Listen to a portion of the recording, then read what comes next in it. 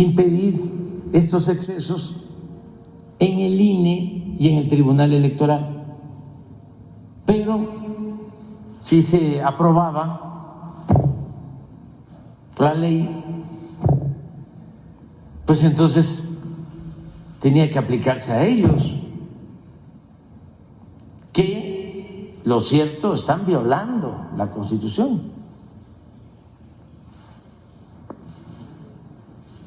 Los servidores públicos de la Federación, de las entidades federativas, de los municipios y de las demarcaciones territoriales de la Ciudad de México, en sus entidades y dependencias, así como de sus administraciones paraestatales y paramunicipales, fideicomisos públicos, instituciones y organismos autónomos y cualquier otro ente público, recibirán una remuneración adecuada e irrenunciable por el desempeño de su función, empleo, cargo o comisión, que deberá ser proporcional a sus responsabilidades.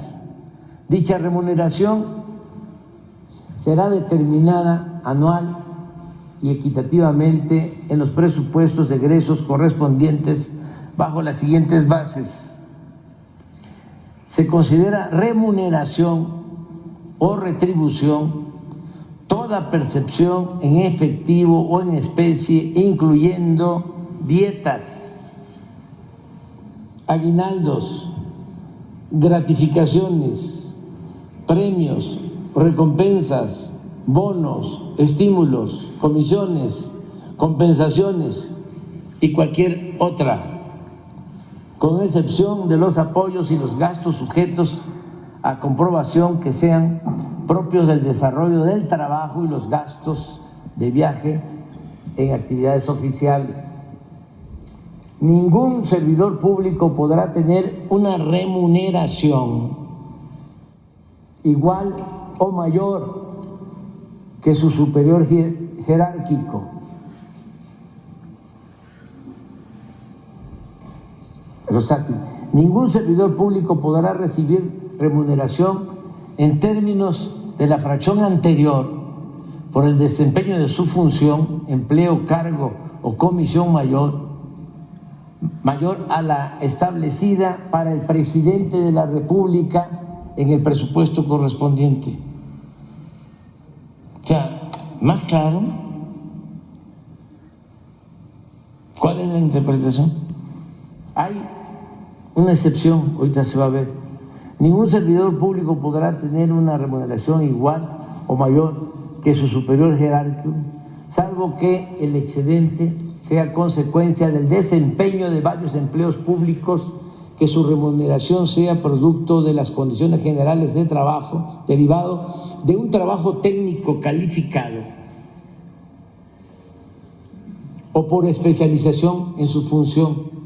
La suma, de todas maneras, de dichas remuneraciones no deberá exceder la mitad de la remuneración establecida para el presidente de la República en el presupuesto correspondiente. O sea, aún cuando por cuestiones técnicas o especialización puedan recibir más, no puede exceder del 50% de lo que gana el presidente.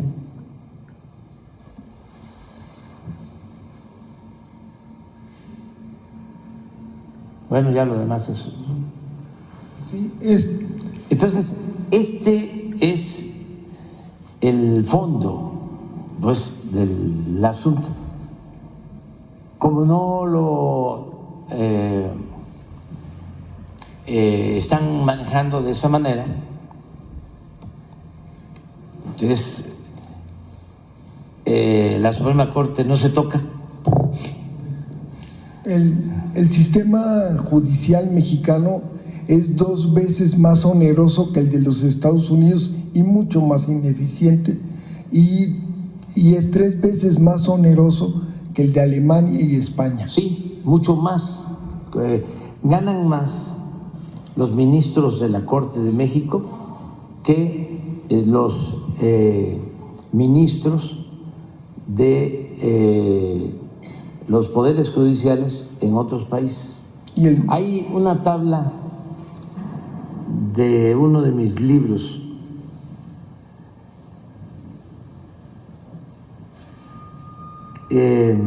sobre los gastos, creo que es en la salida, y también lo que tenían de pensión los expresidentes, que eso ya se canceló, pero eso corresponde al Ejecutivo. Y pues ellos refugiándose, ¿no?, en que son un poder independiente, no actuaron como lo hizo el Ejecutivo. Se olvidan que violan la Constitución.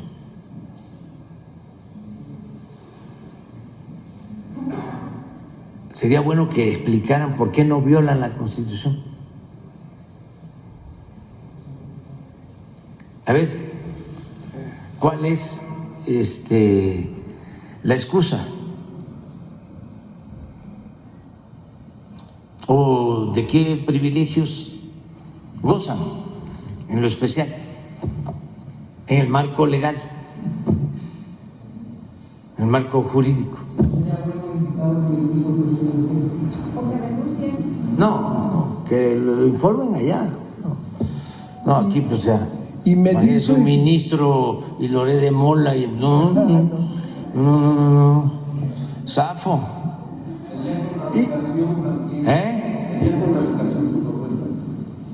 Revocación del ministro también.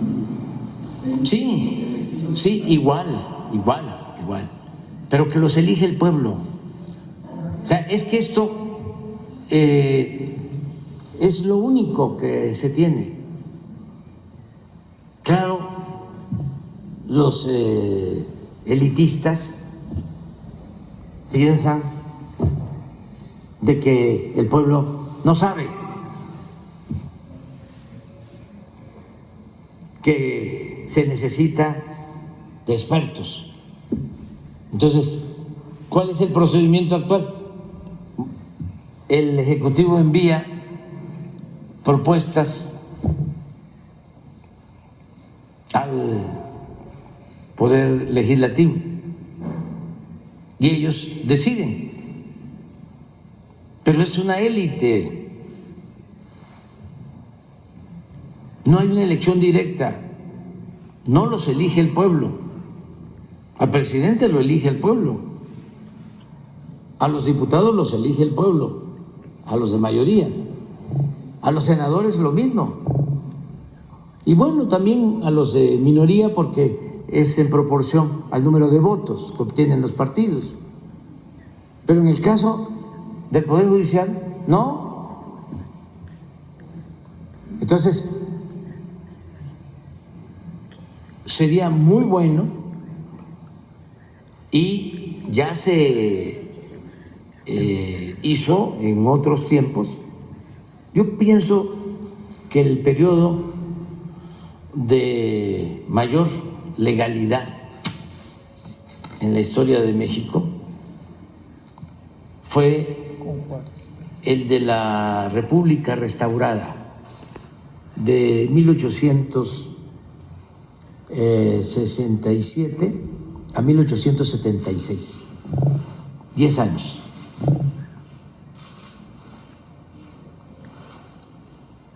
Y en expresión de los historiadores, eran hombres, y yo agregaría mujeres, los servidores públicos de los tres poderes que parecían gigantes.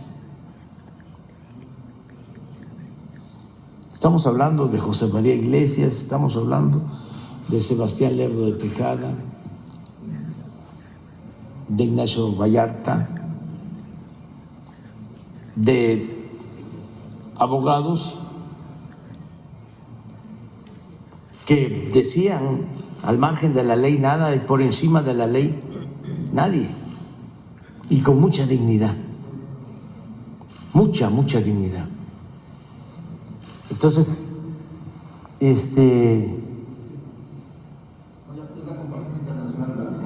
Sí. Sí, miren, por ejemplo, en Estados Unidos, el presidente antes, ¿sí? 7.224.000 pesos, ¿verdad? Sí. En México, 4.300.000 al año, ¿verdad? Sí. Ministros de Justicia en Estados Unidos, 4.708.000. En México, 6.766.000.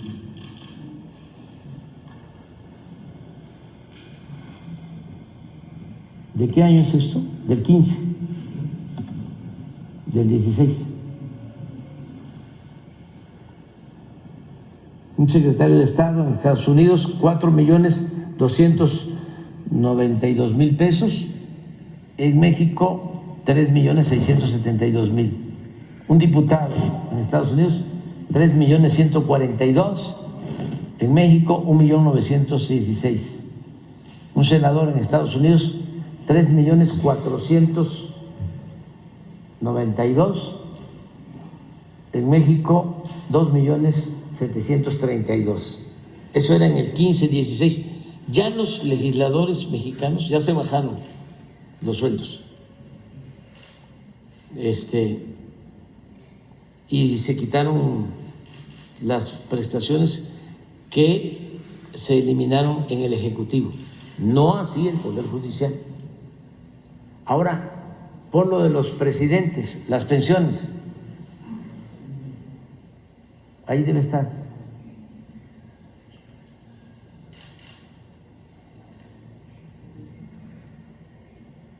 Ahí sí, creo que nada más nos ganaban los de Estados Unidos.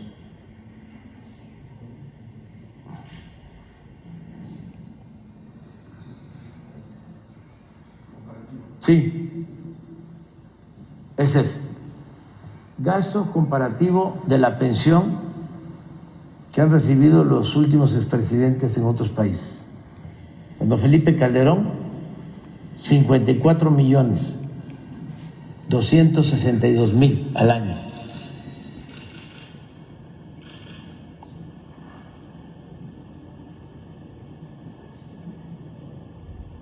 Bush, 22 millones.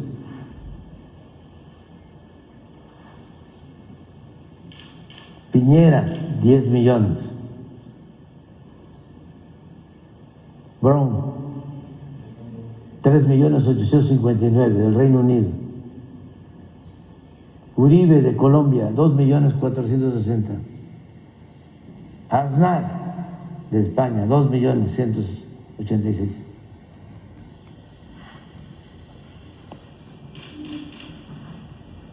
Y se rayaban. Tenían, es que esto suma, porque tenían como 100 elementos para cuidarlos. Un general, oficiales de alto rango y tropa, más funcionarios, viáticos, todo lo demás. Esto ya no existe. Imagínense que el fideicomiso, a ver, sería buena la propuesta, ¿no? A los legisladores del PAN, el que se dirige a mí, Krill, sí, a ver, Santiago, vamos a hacer algo juntos, vamos a presentar una iniciativa para que desaparezcan los fideicomisos del Poder Judicial y esos 20,000 millones de pesos se entreguen a estudiantes de familias pobres, se les entreguen becas. a ver qué resuelve.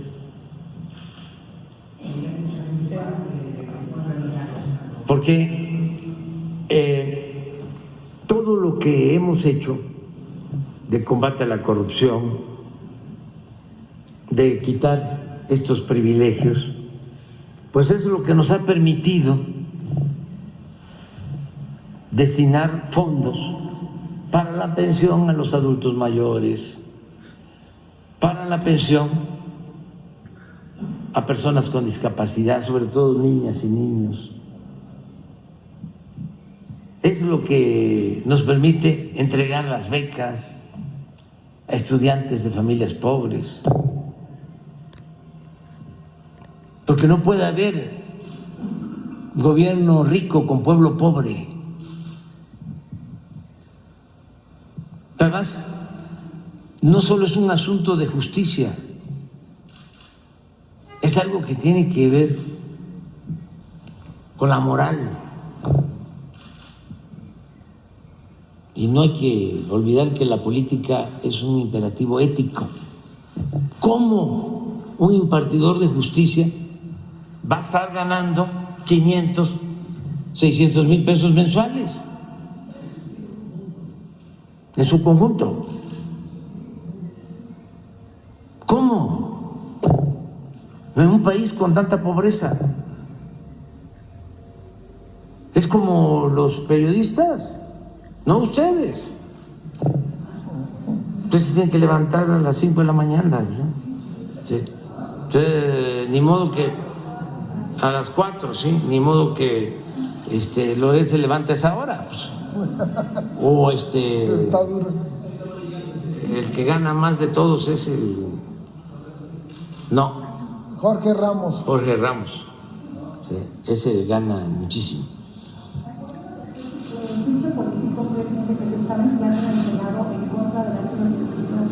Eso que lo decidan ellos, porque si no se van a sentir mártires. Y lo que son, en realidad, son unos abusivos, ventajosos. Entonces, no, eso. Yo pienso que lo mejor es que en septiembre, que yo espero que el movimiento de transformación tenga mayoría calificada en la Cámara y que se pueda hacer una reforma a la Constitución. Se requiere una mayoría calificada porque se necesitan hacer otras reformas. Es que lo explicaba la vez pasada,